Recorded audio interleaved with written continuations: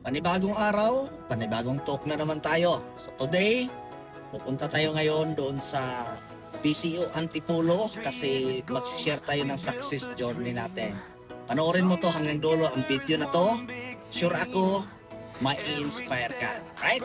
So, paano yan? Let's go! Into greatness, we stood through challenges, never gave in. Now it's time to celebrate and win. You are like system, we rise so high. 3 strong years, reaching the sky.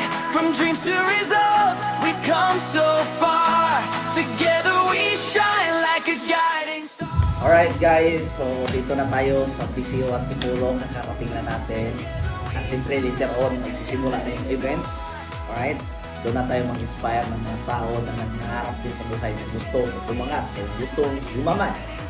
Kung napanood mo itong video na to, isa lang sigurado ako, mangarap ka lang ng mangarap. And soon, yung mga pangarap mo na yan, lahat magiging possible. Alright, let's go! So, hindi naging madali siya, pero sabi ko, kayo lang ito. Sabi ko, itong sitwasyon na nangyari sa akin, ito yung magbibigay ng inspiration sa lahat ng mga nagsisimula. Nakagaya sa akin.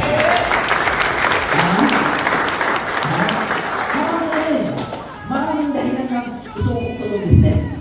Pero mas pinili ko, yung ibang matulog yun. Kasi sabi nga kung meron yung gagawin ng overwhelming, alright? Dapat makikita mo kung ano yung mga nangyayari doon sa mga tao na pinagsaputin.